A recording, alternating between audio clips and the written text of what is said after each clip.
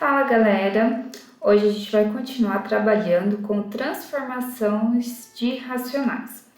Hoje a nossa aula está destinada para transformar uma dízima periódica composta em fração, ou seja, achar a fração geratriz de uma dízima composta. Primeiro de tudo, é importante você saber diferenciar uma dízima periódica simples de uma dízima periódica composta. Então observe aqui. Esse é um caso de uma dízima simples. Perceba aqui que você está repetindo o 5 infinitamente. E é só o 5 que está envolvido na escrita desse número. Então, esse é um caso de uma dízima simples.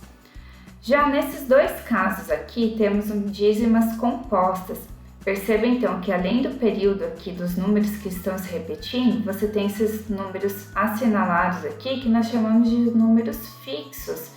Então, esses entram no critério aqui de dízimas compostas. Para achar uma fração geratriz de uma dízima composta, você vai precisar analisar o numerador e o denominador.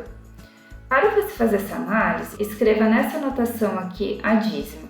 Então, 0,1555, quem está se repetindo é somente o 5, o risquinho vai aqui em cima somente do 5.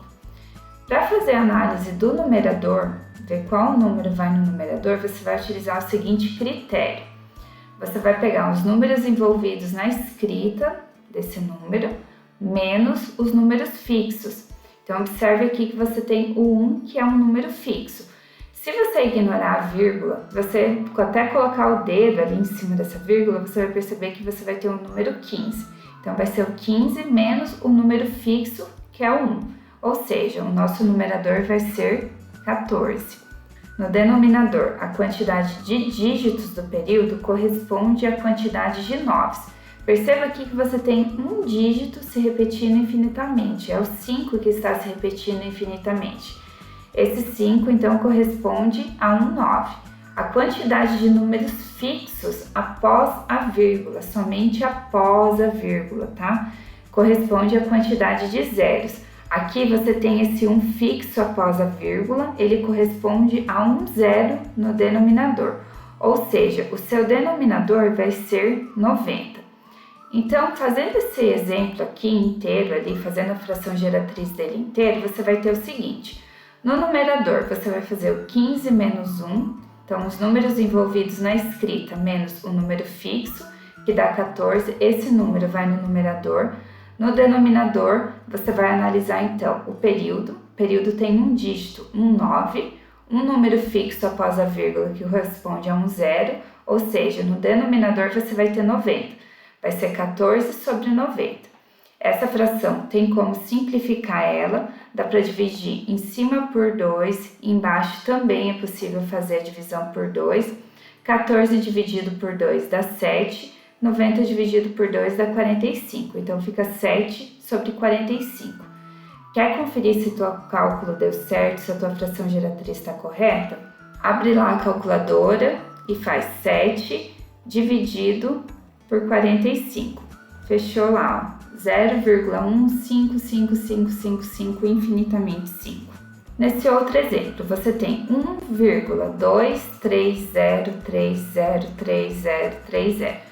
Se você perceber a audição aqui, quem está se repetindo é o 30. Escrevendo nessa notação, nós temos 1,230, o risquinho vai em cima aqui do 3 e do 0, pois são os números que estão se repetindo. Nesse caso aqui, nós temos uma dízima periódica composta, porque você tem esse 1 e esse 2 que não fazem parte aqui do período. Então, para escrever a fração geratriz dessa dízima, nós vamos proceder da seguinte forma. Esquece um pouquinho aquela vírgula ali, qualquer coisa, coloca o dedo em cima dela. Então, você tem o número 1230. Faz lá 1230 menos o número fixo. Quem você tem fixo aqui? Esse 1 e esse 2.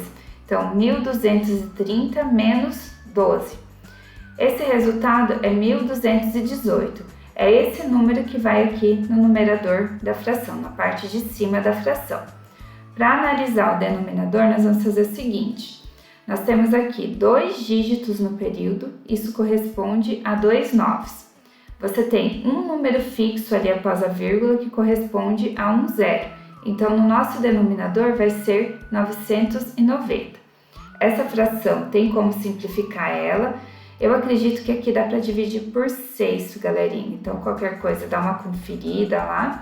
E o resultado fica 203 sobre 165.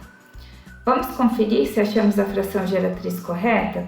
Então, 203 dividido por 165 vai ser 1,230 infinitamente 30. Nesse último exemplo aqui, nós temos 3,77777. Então, dá para ouvir eu repetindo o 7. Você escreve nessa notação, o risquinho vai em cima aqui do 7. Agora, para formar o numerador, você vai fazer os números envolvidos na escrita, esquece um pouquinho aqui da vírgula, né? Então, você vai pegar o 37 menos o número fixo. Quem está fixo aqui é o 3. Então, 37 menos 3 fica 34. É esse número que vai aqui na parte de cima da fração. No denominador, então, nós temos um dígito se repetindo, corresponde a um 9, tá? Então, esse dígito aqui que está se repetindo infinitamente corresponde a um 9. Nesse caso, não vai ter zero no denominador, por quê? Porque você não tem número fixo após a vírgula. Quer conferir se a tua fração geratriz está correta? Então, faça 34 dividido por 9. Nós temos aqui 3,7777 infinitamente 7. Cuidem, porque a calculadora arredonda aqui é a última casa decimal que aparece no visor, tá? Mas aqui nós temos uma dízima periódica, né, que vai ser infinitamente 7. Pessoal, concluo aqui as aulas de transformações de racionais. Com relação a esse item, é importante, então, estudar a transformação de uma fração para decimal, de decimal exato para fração, de dízima periódica simples para fração e de dízima periódica composta para fração. Espero ter ajudado, tá? Até uma próxima. Qualquer coisa, faça um comentário aí que eu respondo vocês, tá bom? Até mais!